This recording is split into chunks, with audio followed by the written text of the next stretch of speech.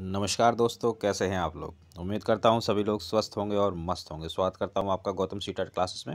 चलिए मित्रों, आज की क्लास की बात करते हैं। आज जो हमारी क्लास है वो हिंदी पढ़ा की क्लास है। और देखिए दोस्तों, मेरा जो पढ़ाने का तरीका वो है पॉजिटिव और नेगेटिव का मेथड। और ये ऐसा मेथड है कि जो हिंदी पेडागोजी जो कि 15 मार्क्स की आती है आपकी सीटेट के पेपर में, चाहे पहला हो या दूसरा हो, दोनों ही पेपरों में आती है। आप 15/15 ला सकते हैं पॉजिटिव और नेगेटिव के मेथड से। क्यों? क्योंकि ये सभी मेथड्स का निचोड़ है और बिल्कुल परफेक्ट है, बिल्कुल सही है। तो आप नेगेटिव पॉजिटिव को अपनाएं, इस मेथड को समझें और पेडागोजी में 15/15 स्कोर भी करेंगे आप। तो चलिए दोस्तों, पॉजिटिव और नेगेटिव से देखते हैं किस तरह से प्रश्न को देखते ही हम उसका आंसर बता देंगे। चलिए पहला प्रश्न देखेंगे आज का। वाणी और लेखन। वाणी और लेखन में मूल अंतर यह है कि लिखित भाषा डैश स्तर पर देखी जाती है और डैश होती है। देखिए इसमें ना वो लिखित भाषा की बात कर रहा है, एक परमानेंट चीज़ की बात कर रहा है, फिक्स चीज़ की बात कर रहा है। तो ऐसी कंडीशन में हमें फिक्स चीज़ ही बतानी पड़ेगी जो उसके साथ एसोसिएट है। इसका आंसर है भाई डी, सचेतन और कालबद्ध। वाणी और लेखन में मूल अंतर यह है कि लिखित भाषा सचेतन स्तर पर देखी जाती है और कालबद्ध होती है। सचेतन स्तर पर कि भाई कितनी वो चल रही है, और काल मतलब इस काल में, या बहुत सारे काल आपने देखोगे, भक्ति काल है या और काल है, कि भाई किस काल में किस हिसाब से भाषा का विकास हुआ, ये सब चीज़ें देखी जाती हैं। अगला प्रश्न देखेंगे। भाषा कक्षा में समावेशी वातावरण का निर्माण करने के लिए जरूरी है कि, तो भाई पॉजिटिव चीज़ जरूरी होगी। प्रश्न को इस तरह से पढ़ने की हैबिट बनाइए कि वो पॉजिटिव पूछ रहा है या नेगेटिव। जैसे ही आपको ये पता चल जाएगा कि वो क्या पूछ रहा है, समझ लो आपको आंसर मिल जाएगा, क्योंकि आपको अब पॉजिटिव और नेगेटिव वर्ड समझ में आने लगे हैं। क्यों आने लगे हैं? क्योंकि आप लोगों ने सारी की सारी जो क्लासेस हैं वो सीरियल वाइज देखी हैं।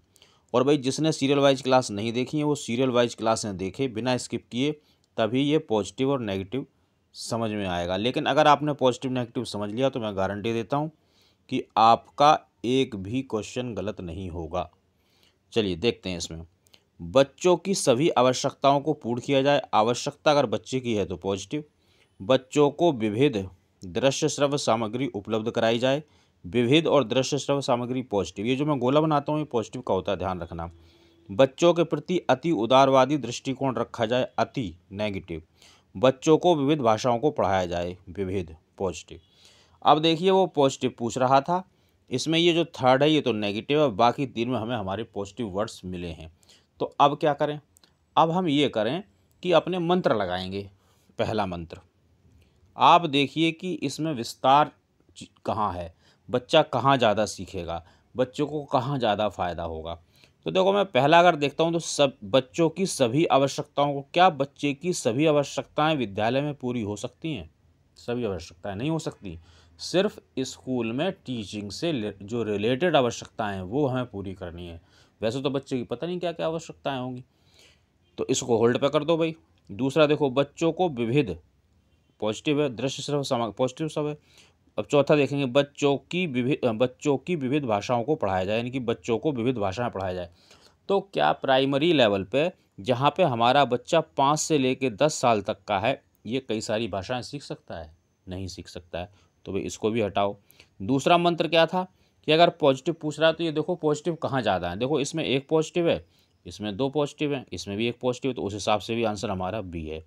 अब ये इतनी देर तो इसलिए लगती है कि मैं समझाता हूँ, नहीं तो पॉजिटिव नेगेटिव से देखते ही आंसर बता देते हैं। बहुत सारे बच्चे कमेंट करते हैं और बिल्कुल सही कमेंट कर रहे हैं वो। अगर आप भी पॉजिटिव नेगेटिव को समझ लेंगे तो मैं गारंटी देता हूँ देखते ही आंसर बताएंगे आप। देखिए, उच्च प्राथमिक स्तर पर हिंदी भाषा शिक्षण का सर्वाधिक संबंध है। किससे संबंध होगा? पॉजिटिव चीज़ से होगा, नेगेटिव से थोड़ी होगा। शिक्षण की बात हो रही है तो हम पॉजिटिव वर्ड्स देखेंगे। देखिए इस बात को ध्यान रखना कि ये क्वेश्चन सीटेट में आया हुआ है, अब नहीं आएगा, लेकिन जो मैं वर्ड्स बताता हूँ पॉजिटिव नेगेटिव वो जरूर आएंगे, उनको नहीं बदल सकते सीबीएसई वाले। तो आप उन्हीं पर फोकस करें, इसकी मीनिंग समझने की कोशिश ना करें। चलिए, पढ़ी गई सामग्री के बारे में आलोचनात्मक चिंतन। आलोचनात्मक पॉजिटिव, चिंतन पॉजिटिव। हिंदी की व्याकरणिक व्यवस्था को जानने से, व्याकरण नेगेटिव। सृजनात्मक लेखन, सृजनात्मक पॉजिटिव की अनिवार्यता से। हिंदी की ध्वनियों को सिखाने से। देखिए हिंदी की ध्वनियों को सिखाने से, इसमें ना तो कुछ पॉजिटिव है ना नेगेटिव, इसलिए इसको हम होल्ड पे कर देंगे। और व्याकरण तो नेगेटिव है ही। व्याकरण क्यों नेगेटिव है? व्याकरण इसलिए नेगेटिव है कि आपका बच्चा है 5 से लेकर 10-12 साल तक का, ये बच्चा व्याकरण को सीखना पसंद नहीं करता है और ना वो उसके नियम कानून जानता है। तो जो चीज़ बच्चा पसंद नहीं कर रहा है वो नेगेटिव है, उसको हमें नेगेटिव ही रखना है। तो भाई एक तो इसको हटा दो और एक फोर्थ को हटा दो, हमारे पास 2 बचे, पहला और तीसरा। अब हम देखेंगे कि कौन सा आंसर होगा। देखिए, पढ़ी गई सामग्री के बारे में आलोचनात्मक चिंतन या सृजनात्मक लेखन की अनिवार्यता से। तो आंसर होगा इसका सी। अगर बच्चा सृजनात्मक होगा तो वो आलोचनात्मक अपने आप ही हो जाएगा। सी का आंसर करेंगे और आगे बढ़ जाएंगे। भाषा नियमों द्वारा नियंत्रित डैश का माध्यम भर नहीं बल्कि यह हमारी सोच को भी निर्मित करती है। तो भाई किसका माध्यम होगा? पॉजिटिव चीज़ का माध्यम होगा। तो पॉजिटिव चीज़ ढूंढेंगे। सौंदर्य बोध देखो, ना नेगेटिव है ना पॉजिटिव है। संस्कृति ना नेगेटिव है ना पॉजिटिव है। कला ना नेगेटिव है ना पॉजिटिव है। एक ये संप्रेषण वर्ड है जो पॉजिटिव है, मैंने इसको पॉजिटिव बताया, बस इसको ही आंसर कर दो। देखिए, कई बार ऐसा होगा कि आपको सिर्फ एक ही शब्द दिखाई देगा, वो या तो पॉजिटिव होगा या नेगेटिव होगा। तो वो आप उस हिसाब से समझ लेना कि वो पॉजिटिव पूछ रहा है या नेगेटिव पूछ रहा है, और आंसर कर आना। मैं आपको गारंटी देता हूँ आपका आंसर गलत नहीं हो सकता। बस नेगेटिव और पॉजिटिव का आप ध्यान रखेंगे। अगला प्रश्न देखते हैं। पूनम अपने विद्यार्थियों को पढ़ाते समय दृश्य श्रव्य सामग्री का प्रयोग करती है। इसका प्रमुख कारण यह है कि वह कक्षा के पॉजिटिव चीज़ करनी चाह रही है वो, क्योंकि वो दृश्य श्रव्य सामग्री का प्रयोग कर रही है और दृश्य श्रव्य सामग्री पॉजिटिव होती है तो वो पॉजिटिव चीज़ करना चाह रही है, तो पॉजिटिव चीज़ ढूंढेंगे। सभी बच्चों की आवश्यकताओं को संबोधित करती है। आवश्यकता अगर बच्चे की है तो पॉजिटिव। सभी बच्चों को नियंत्रण में रखती है, नियंत्रण नेगेटिव। सभी बच्चों की रुचि का ध्यान रखती है, रुचि पॉजिटिव। सभी बच्चों का मनोरंजन करती है। अगर अकेला मनोरंजन आ रहा है तो वो नेगेटिव होगा। तो आप देखो, जो गौतम सीटेट क्लासेस में पढ़ रहे हैं वो दूसरे और चौथे को तो बिल्कुल छोड़ देंगे, क्योंकि उन्हें पता ही नेगेटिव है। पूछ पॉजिटिव रहा है। अब 2 पॉजिटिव हैं, पहला और तीसरा।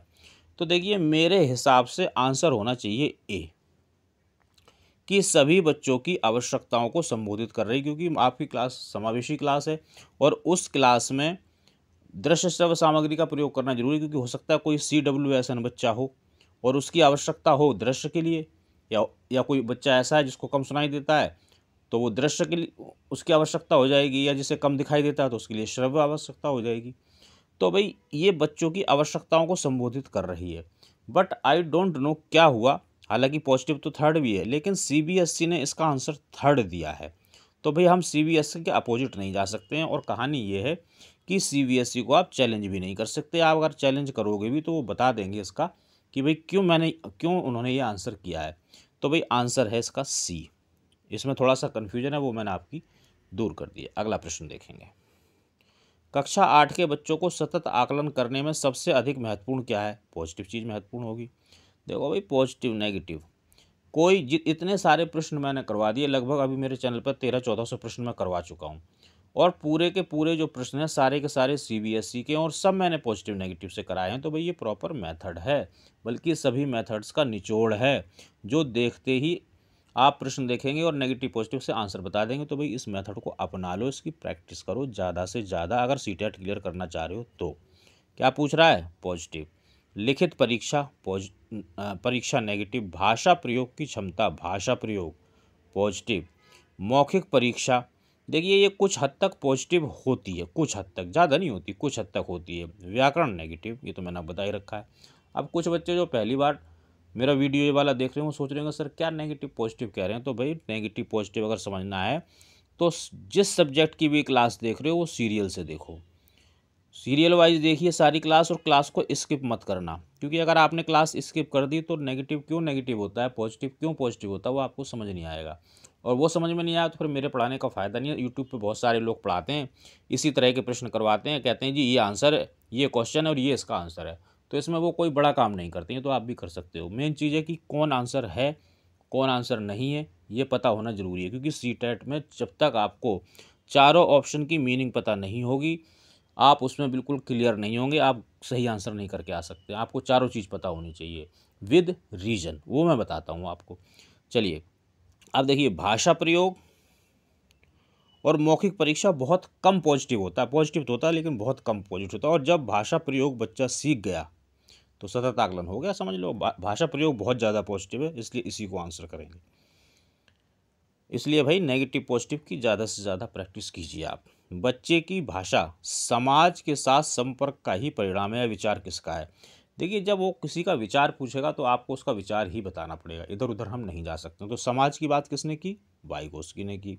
वाइगोस्की ने बताया जेडपीडी क्या है, वाइगोस्की ने बताया स्कैफोल्डिंग क्या है, सामाजिकता की बात की, निजवॉक क्या है, व्यक्तिगत वार्ता इसको बोलते हैं। बहुत सारी बातें वाइगोस्की ने बताई हैं। तो अगर आप वाइगोस्की की जो थ्योरी है अगर वो पढ़ना चाहते हो तो आप मेरे चैनल पे जाना, वहाँ पे है थ्योरीज एंड थिंकर्स, एक प्लेलिस्ट पड़ी हुई है थिंकर्स, इसमें जाके आप देख लेना वाइगोस्की को। जितना ज़रूरत है सीटेट में वाइगोस्की को पढ़ना, उतना पूरा उसमें है, आप उसको पढ़ लीजिए, वो आपके बहुत काम आएगा। अगला प्रश्न देखते हैं। भाषा अर्जित करने की स्थिति में बच्चे क्या करेंगे? पॉजिटिव चीज़ करेंगे। बच्चे तो कभी कुछ नेगेटिव कर ही नहीं सकते, बस ये ध्यान रखना। तो पॉजिटिव चीज़ ढूंढ लो भाई।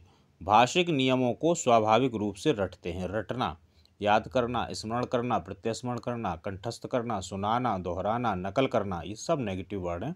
और ये जो वर्ड बताता हूँ ये लिख लिया करो। लेकिन बहुत से बच्चे लिखते नहीं, इसीलिए मैं कहता हूँ कि आप मेरे से PDF ले लो। मेरे पास PDF है लगभग, जिसमें 3,500 प्रश्न हैं इसी टाइप के, जिस पे आप पॉजिटिव और नेगेटिव की प्रैक्टिस कर सकते हैं। और इसी की PDF है जो मैं ये करवा रहा हूँ। तो जो चीज़ें मैं बताता हूँ, अगर आप PDF आपके सामने होगी तो आप उन चीज़ों को नोट करते जाओ। यही आपके नोट्स हो गए, इससे ज़्यादा नोट्स थोड़ी आएंगे सीटेट में। तो आपको इससे बहुत फ़ायदा होगा। तो चाहें तो आप ये PDF ले सकते हैं। चलिए, रटना नेगेटिव। कभी कोई त्रुटि नहीं करते, कभी कभी नहीं होगा या हमेशा होगा। अगर ऐसा सेंटेंस में लिखा है तो वो सेंटेंस नेगेटिव होता है। अधिकतर त्रुटियां ही करते हैं, ही, ये सबसे छोटा नेगेटिव है, नेगेटिव वर्ड है। अब नेगेटिव नेगेटिव नेगेटिव तो क्या बचा? यही आंसर बचा। अब इसमें देख लो पॉजिटिव क्या है। भाषिक नियमों को स्वाभाविक रूप से ग्रहण करते हैं। भाषा अर्जन में क्या होता है? देखो, भाषा अर्जन दो चीज़ें हैं, एक तो है भाषा का अर्जन और एक है अधिगम। अधिगम मतलब लर्निंग। लर्निंग कब होगी? लर्निंग तब होगी जब पूरा सेटअप तैयार होगा, टीचर हो, बच्चा हो, किताब, कॉपी, क्लास, ये वो, तब, ठीक है ना। लेकिन अर्जन में क्या है कि आप कहीं भी जा रहे हैं, आपने कोई भाषा सुनी, आपने उसको थोड़ा बहुत सीख लिया, तो ये अर्जन हो गया। ज़्यादातर जो जो हमारी मातृभाषा हम उसका अर्जन करते हैं। तो अर्जन में क्या होता है, जब भाषा अर्जित करते हैं तो जो भाषिक नियम है, उस भाषा के नियम भी बच्चे खुद ही बना लेते हैं, स्वाभाविक रूप से सीख जाते हैं। स्व पॉजिटिव है। और ग्रहण करना तो चलो होता ही है भाषा अर्जन करने में, तो D आंसर हो गया इसका। और वैसे कोई कन्फ्यूजन है तो देखो, जब नेगेटिव पॉजिटिव से करोगे तो कितना आसान है। रटना नेगेटिव, कभी त्रुटि नहीं करेंगे, ये भी नेगेटिव, हमेशा त्रुटि ही नेगेटिव, स्व पॉजिटिव, आंसर करो। अब यहाँ भी स्व था लेकिन रटना था ना, तो रटना तो नेगेटिव है, इस सबको इसने नेगेटिव कर दिया रटने को, आंसर मिल जाएगा आपको। उच्च प्राथमिक स्तर पर समझकर पढ़ने के संदर्भ में सर्वाधिक महत्वपूर्ण क्या है? पॉजिटिव चीज़ महत्वपूर्ण है। तो क्या ढूंढेंगे? पॉजिटिव वर्ड ढूंढेंगे। देखिए, तीव्र गति से पढ़ा जाना, तीव्र गति का मतलब होता है बच्चों को आप एक्सपर्ट बना रहे हो, एक्सपर्ट बनाना नेगेटिव। बोल बोलकर शुद्ध उच्चारण के साथ पढ़ना, शुद्ध उच्चारण नेगेटिव। लिखित सामग्री में शब्दों की पहचान करना, अकेला शब्द लिखा हुआ आ रहा है तो ये भी नेगेटिव होता है। शब्द, अक्षर, वाक्य ये लिखे हुए हैं, अकेले आ रहे हैं तो नेगेटिव है। किसी लिखित सामग्री का निहितार्थ समझना, समझ पॉजिटिव, और यहाँ पे लिखा हुआ अर्थ भी इसमें लिखा हुआ है, अर्थ भी पॉजिटिव होता है। तो आंसर कर दो। देखो कितना आसान है, negative negative negative positive, answer, आगे बढ़ जाना। 60 सेकंड का जो प्रश्न है 6 सेकंड में खत्म हो जाता है। उच्च प्राथमिक स्तर पर बच्चों की मौखिक अभिव्यक्ति का सतत आकलन करने का सर्वाधिक उचित तरीका वही होगा जो पॉजिटिव है। प्रश्न पूछना, अगर बच्चा प्रश्न पूछ रहा है तो पॉजिटिव। परिचर्चा पॉजिटिव। प्रतिक्रिया व्यक्त करना ये भी पॉजिटिव, तो आंसर हो गया D। तो मित्रों, ये छोटी सी क्लास थी, उम्मीद कर रहा हूँ आपको पसंद आई होगी। और वही सीटेट से रिलेटेड आपकी कोई भी प्रॉब्लम है, इस नंबर पे आप मुझे मैसेज कर सकते हैं, मैं आपको ज़रूर रिप्लाई करूँगा और आपकी मदद करूँगा। कुछ PDF चाहिए आपको, नोट्स चाहिए या कुछ भी चाहिए, गाइडेंस वगैरह। और भाई चैनल को सब्सक्राइब करो, लाइक करो, कमेंट करो और शेयर भी करो ताकि और लोगों का भी भला हो। चलिए मित्रों, मिलेंगे अगली क्लास में, तब तक आप सभी लोग मेहनत करते रहिए, स्वस्थ रहिए और मस्त रहिए।